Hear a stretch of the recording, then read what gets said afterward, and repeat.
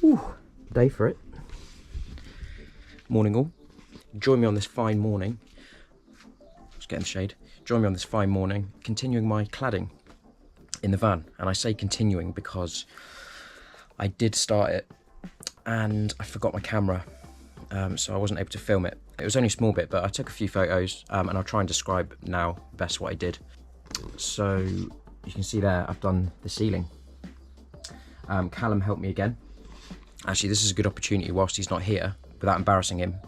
I put a link in the description to his CJB carpentry page on Instagram, so you can check out the work that he does. He's so talented.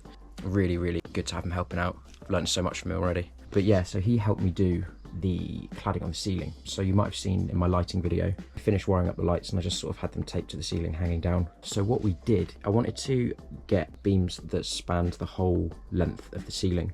Now, we had a look in places like Wicks and B&Q and places like that, and the maximum length they did was 3 meters, and this is just over 3 meters. So we ended up going to Elliott's and got 4 meter long. I think we got 12 4 meter long bits of cladding this size. Got some left over, so you can see they've got the ribs in the top to slap together. I think it's 19 mil thick, 10 centimeters wide. So yeah, that meant we could just do the full length of the roof without having to, you know, do 2 separate ones. So what we did is we did this beam first that has the lights in it. So what this meant was we sort of measured it up. We drilled holes with a hole saw where I wanted the 3 lights to go, and then we loosely just attached it to the battens that I already had in place, just as a sort of marker. And then we started attaching the rest to it, and it ended up we ended up putting it in the exact right place, so we didn't have to move it at all. But we were sort of using this one as a guide, if that makes sense. And then again, using this one, cut holes in the same place for this other side. And yeah, so we just fastened them in place directly into the battens that I already had. There were some points where we needed to use a clamp because obviously they're not always exactly straight, so we clamped them together whilst you're drilling in just to make sure that they were nice and snug. And then the lights themselves just popped in, and they're easy just to pop out again as well. And yeah, so it spans the full length of the van. Looks wicked. I'll need to treat it with something later. And then the last bit to do was just to put these bits in for the vents. I didn't have to trim them at all, just put them in around where the vents were and then just drilled them in place. So yeah, I think it looks really smart, to be honest. And you'll notice I've only done up to here. I'm planning on putting some shelving in, so on this side and part of this side. And I didn't see the point in cladding all the way to the end and putting the shelving over the top of the cladding. It just seemed like a bit of a waste of materials. The shelving will come up to here and then I'll clad around it once the shelving's in. So that leads me to the next part that I'm going to do today. Now, the cladding for the walls, again, similar to the shelving, I'm not going to do that cladding until I finish things like the kitchen, the bed, and things like that, because again, there's no point in me cladding down there because the kitchen units that I have backs on, so the cladding's not even going to be seen. So I'm going to wait until all that is put into place and then just clad around it essentially. So what I'm going to do today is auto carpet. I'm going to glue carpet into all the places where the cladding won't cover. So for example, all around this frame of this back door, so all around there, this part of the frame here, and then the entire door there, because obviously cladding won't fit, and obviously down here and up around here, just where the cladding won't get to, just so I'm not left with this exposed foil. And what I've done is I've bought from a company, I think I've bought a little bit too much. I've got this like stretch fit stuff. It's quite thin. I've got 5 meters by 2 meters of it, and they throw in adhesive as well. So yeah, that's what I'm going to be doing today. Right, so what I think I'm going to do is start with this area. Just stuck my fans on because it's freaking boiling in here and I've got to have the door closed. So what I'm probably going to do is I'll get a huge bit pinned there and then all the way down to the floor, and then I'll cut out sort of the shape of the door, which will give me some to do this bit, the frame, and then I guess I can use the excess to do the door itself. I think that should work, shouldn't it? So I abandoned that idea almost instantly, and instead I've cut this L shape for around the door. Right, I've got my spray adhesive. I'm going to apply a layer to the metal and then another layer to the carpet itself. It says on the can actually to do one horizontal layer and then one vertical layer. So I'll try and do that.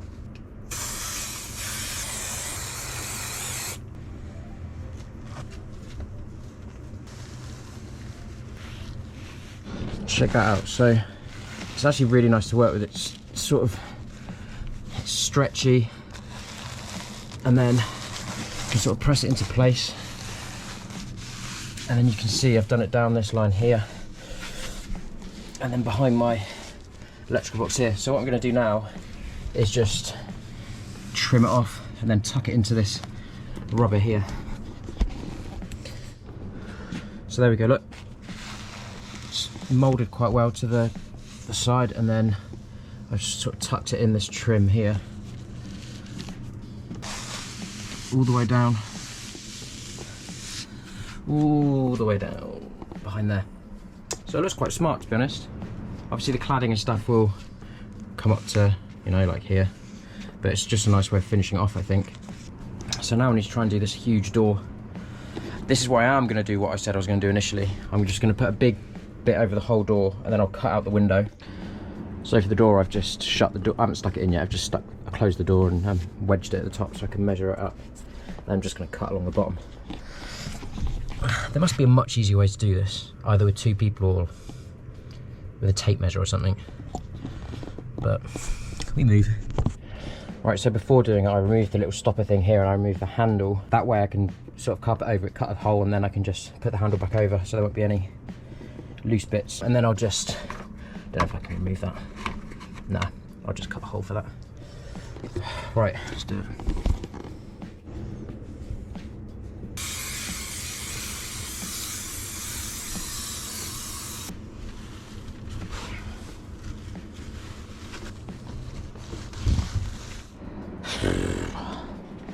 Can't say I enjoyed that process at all. So sweaty, but I have. So I'm gonna have to now try and cut out the window, I think. Yeah.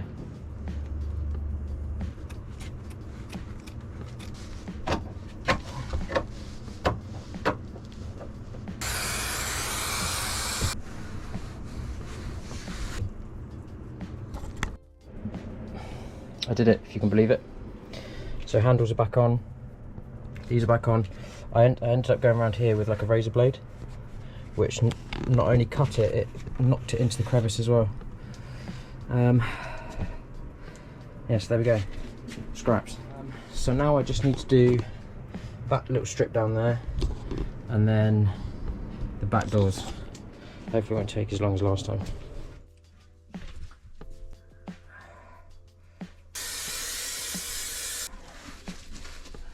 Wanted the stunts to be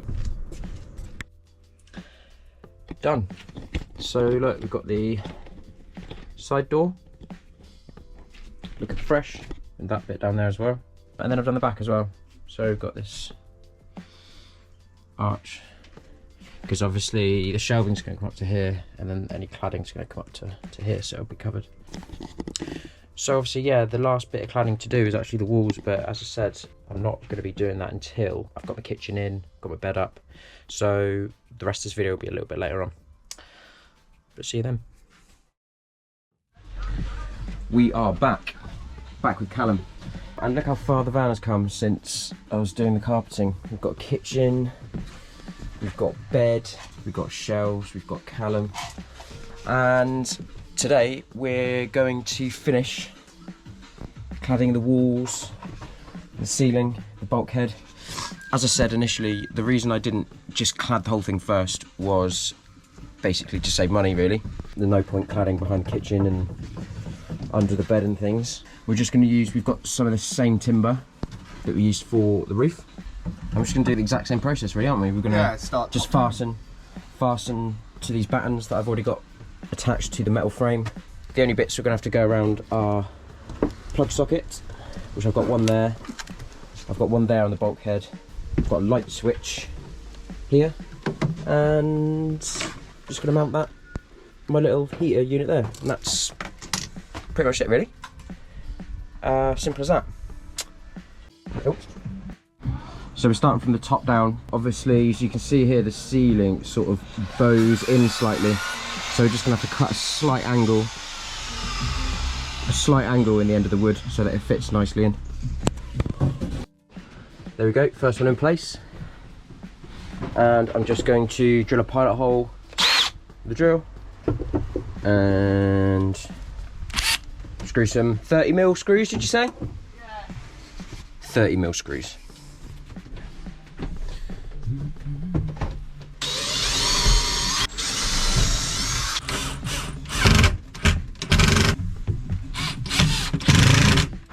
Right, so we've done up to there. What we're going to do now, quickly, is because from that corner to there is technically, for the whole, all of the walls, is going to be only full length one. So we're going to put one along there as sort of like a benchmark for the rest that we can use for the rest of the wall. So for this long beam, so to sort of cut it underneath the shelf, we've cut down into the actual beam itself and then slotted it up against the bottom of the shelf so it goes underneath and looks a bit tidy.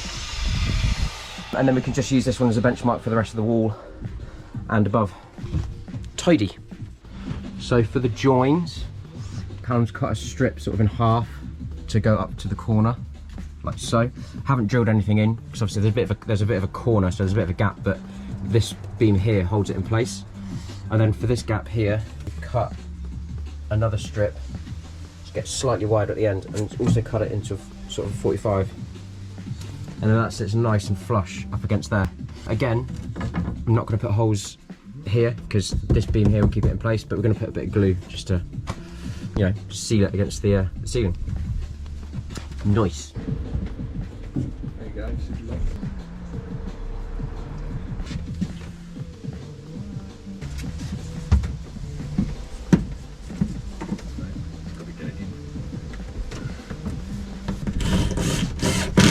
I know.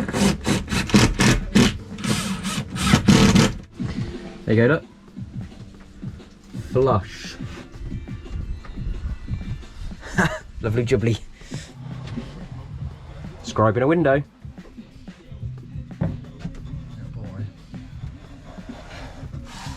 Right, So what was that, 350? 350, so that's a 355 gap there. But I don't know if that's level though, so like it might end up like a bit, we'll just have to see though. So yeah, Callum's cut, obviously we're going to cut into this bit of wood to make a slightly larger window essentially. Straight up here.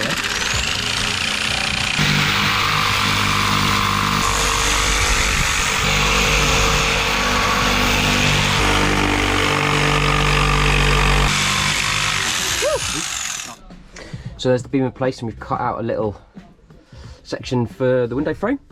Now, this was the furthest batten on this end, so these few little segments here didn't have anything else to fix on, so fixed another batten to this beam, just so they have a secondary fixing point there. There she blows. Doesn't matter about these being too long, because obviously we're going to have some beams going across here which are going to intersect, so that's nice. So we're going to get these boards in place, just tack them in, make a mark here so we know where to cut them, and do it around this little guy. One plug socket in. As you can see, we just jigsawed around there and then jigsawed a hole here and just slotted straight in. As you might have seen on my plug socket video, these have got these lips on the end, so when you tighten these screws up, it sandwiches it in to the bit of timber. So that looks pretty nice, pretty flush. So yeah, now we're just going to do the rest of this little section next.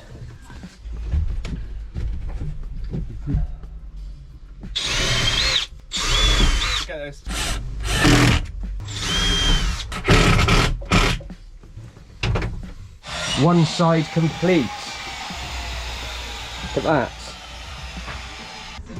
Got a plug socket, got my heater thing, sort of scribed around the edge of there. A bit of a hole, so I'll just fill that in a minute. That goes around the edge, going down the lip. Lovely.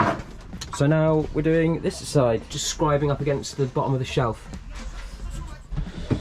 So with this end panel, Callum was mentioned about keeping it the same line as how we've done in the corner as well. Must be continuity in it.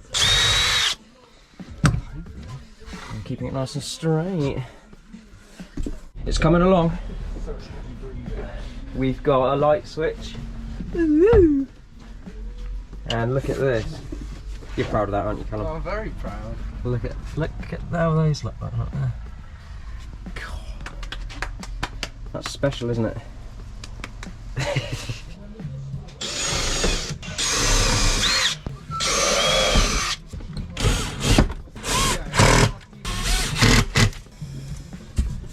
It's creeping up. It's creeping up. More of this wall roof done here. So this, I'm gonna have this as an opening little sort of hatch. So I'll do this bit later on. I'll probably get some bendy ply just to put over the top. And I've got a little bit of bottled wool as insulation inside. So yeah, we've just got to finish off this part, that part, and then if we've got enough timber left, the doors.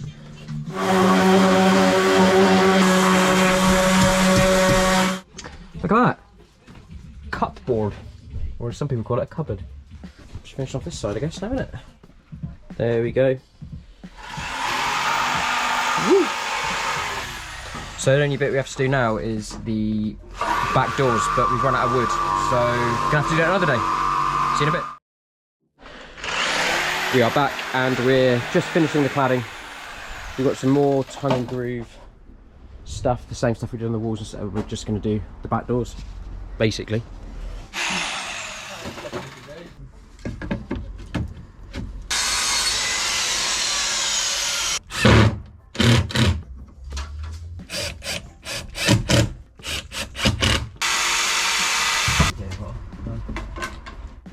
It's getting there. Race before the sun goes down.